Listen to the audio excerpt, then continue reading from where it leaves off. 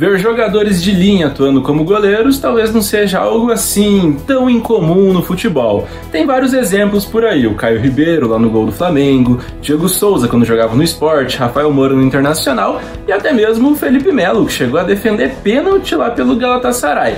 Só que normalmente quando isso acontece, é uma situação assim bem esporádica, um contexto bastante específico, quando um time já fez todas as substituições e o goleiro machuca, ou quando tem jogador expulso, enfim, coisas dessa natureza. Agora, o que aconteceu com o Enzo Pérez e com o River Plate, mano, é completamente diferente de tudo que você já viu. Isso porque ele não foi lá quebrar um galinho durante alguns minutos, igual acontece normalmente. O cara teve que ficar o jogo inteiro no gol, sendo que ele era volante e, pra piorar, estava machucado. Vamos então para a Libertadores do ano de 2021. River Plate da Argentina contra o Santa Fé da Colômbia teria um jogo marcado pela 5ª rodada da fase de grupos daquele torneio. Só que algo aconteceu com o time do River Plate, que 19 jogadores do plantel acabaram sendo ali testado positivo para a Covid-19, ou seja, estariam inaptos para essa partida aí.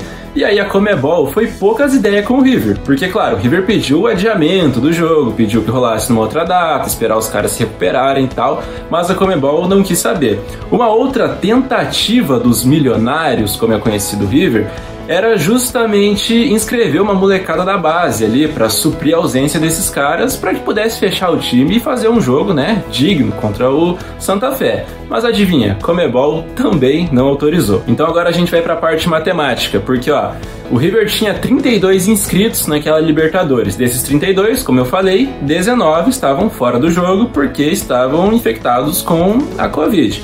Restam quantos? Restam 13.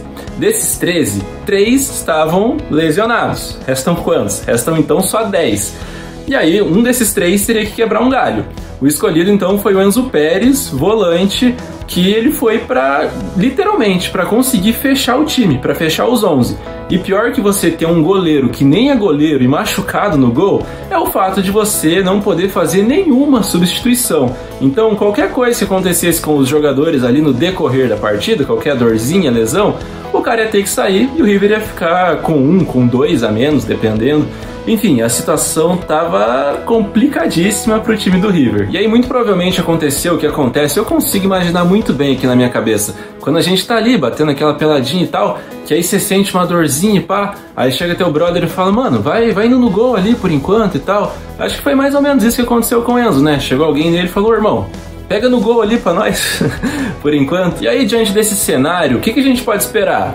Uma goleada do Santa Fé, né? O River mal tinha jogador de linha, improvisou goleiro, tava todo remendado, todo costurado para ir para essa partida, que a princípio muito se imaginou que fosse mais para cumprir tabela mesmo, jogava em casa, não tinha nem torcida para ajudar, para você ter ideia. Era uma época que os estádios, né, a gente não tinha torcedor e tal, o Monumental tava passando por reforma, enfim, várias coisas adversas para o time do River. Então o que a gente espera? O Santa Fé, que era um bom time na época, era um time que, em tese, ia competir dentro do grupo, que tinha o Fluminense também, ia passar o carro, ia se aproveitar da situação, né? Não tinha nada a ver com isso, para fazer um bom resultado. Mas não foi nada disso que aconteceu, porque com apenas 6 minutos de jogo, o River já havia marcado 2 gols. O River já abria 2 a 0 no placar, e um deles foi marcado justamente pelo Julián Álvares, ele que foi destaque da Argentina na Copa do Mundo e hoje é jogador, é atacante do Manchester City da Inglaterra. E aí é claro que durante o jogo o Enzo Pérez teve que fazer as suas defesas, ele teve que se virar ali, mas assim, não teve nenhum grande chute, algum arremate, uma grande chance do Santa Fé que colocasse ele em apuros. Ele conseguiu algumas saídas do gol, às vezes ele até tirava onda ali já para fazer uma cera e tal. A gente percebe, assim, eu como sommelier de goleiro, que ele não tinha o cacuete de goleiro, né, mano? Dá pra ver, quando o jogador é de linha, assim, ele não desenrola muito bem no gol, dá pra ver que não é a do cara. Mas ele cumpriu muito bem o papel dele ali. Os jogadores também, a zaga ali tentou ao máximo não expor ele, pra que ele não... enfim, porque qualquer chute mais perigoso muito provavelmente ia entrar, só que o Santa Fé não conseguiu nem aproveitar isso, mano. Eles até descontaram numa jogada ali pelo lado esquerdo e tal, que o Enzo Pérez não teve culpa nenhuma no gol, Mas ficou nisso, o jogo terminou 2-1 para o time do River Plate, que de forma heróica conseguiu então vencer aquela partida. E durante o jogo o Santa Fé teve 25 chutes, e desses 25 chutes apenas 5 foram na direção do Enzo Pérez. Então, como eu falei, ele não teve assim grande trabalho porque a defesa, a parte defensiva ali do River estava muito bem naquele jogo, então eles conseguiram segurar essa vantagem. E uma outra coisa que ele não fazia na partida era bater tiro de meta. Ele deixava para que o zagueirão batesse no lugar dele para não agravar a lesão. Porque assim, numa situação normal, né, sem toda essa série de desfalques, essa confusão toda, ele nem ia jogar, ele, ia ficar no banco, né? Enfim, talvez não fosse nem relacionado pro jogo para tratar da lesão, se recuperar e poder voltar, logicamente, né, sadio o mais rápido possível. E aí é óbvio, né, que a Conmebol fez o mínimo nessa situação, que depois do jogo eles sempre premiam o melhor jogador da partida, que foi, lógico, pro nosso querido Enzo Pérez, né, o nosso volante disfarçado de goleiro, ganhou o prêmio de Man of the Match daquela partida, foi o cara do jogo. E alguém que foi também muito exaltado nesse confronto aí, com essa situação toda, foi o Marcelo Galhardo, né, mano? Marcelo Galhardo, baita treinador, deve ter mobilizado os caras ali no vestiário para que fizessem uma partida tão grande, uma partida gigante como essa que o River Plate fez. Poderia ser simplesmente mais uma vitória na Libertadores pro River Plate, que, né, não acarretaria em nada,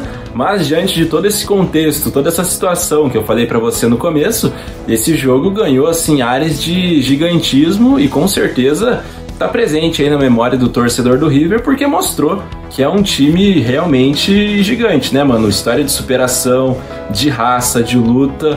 Então o River mostrou porque, como eles falam lá, é o El Más Grande, né? O maior time, segundo os torcedores da Argentina. E aí, só para dar a conclusão do que aconteceu com o River nessa Liberta, eles até passaram da fase de grupos, mas aí caíram nas quartas de final diante do time do Atlético Mineiro. Mas o que ficou para a história foi essa história, essa partida épica que aconteceu lá no Monumental, na qual o River acabou se superando e vencendo o time do Santa Fé com todas as adversidades possíveis, numa época que tava osso, né? Uma época que era comum a gente ver 4, 5 jogadores de fora, só que, mano, 19, velho, tipo, e lesionados, enfim, toda essa situação fez com que desse esse gigantismo pra essa vitória do River. Mano, se você curtiu esse vídeo, eu peço que você curta ele de fato aí, mano. Você se inscreve neste canal, você manda o link pros seus amigos do grupo do FUT, que eu vou estar agradecendo muito, certo? Então, muito obrigado pelo acesso, até a próxima e falou!